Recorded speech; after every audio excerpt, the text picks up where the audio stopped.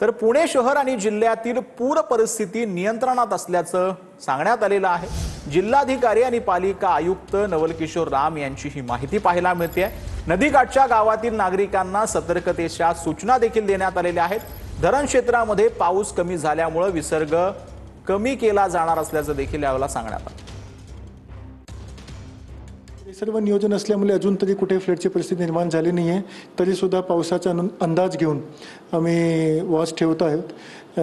IMDच्या जे आता अनुमान आहे ते असं आहे की उद्यापासून शहरामध्ये पाणी येलो अलर्टमध्ये जातील आणि ग्रीन अलर्टमध्ये जातील नंतर, आणि घाटा क्षेत्रामध्ये पण उद्या संध्याकाळीपासून पाणी कमी होतील। जास्त ठिकाणी लोकांना शिफ्ट करण्याची आवश्यकता ह्यामुळे नाही झाली, कारण काय आहे की फ्लडची सिच्युएशन ही थोडासा वेगळ्या पद्धतीने आणि चांगल्या पद्धतीने कोऑर्डिनेशन असल्यामुळे निर्माण होऊन दिलेली नाही आहे। सर्वात महत्त्वाचे आहे की जिल्हाधिकारी यांच्या स्तरावर इरिगेशन डिपार्टमेंट सोबत खूप चांगलं असं कोऑर्डिनेशन ठेवण्यात आलेलं आहे, म्हणून आम्हाला वेळेवर सगळी गोष्टी कळते की कधी किती पाणी येऊ शकतं।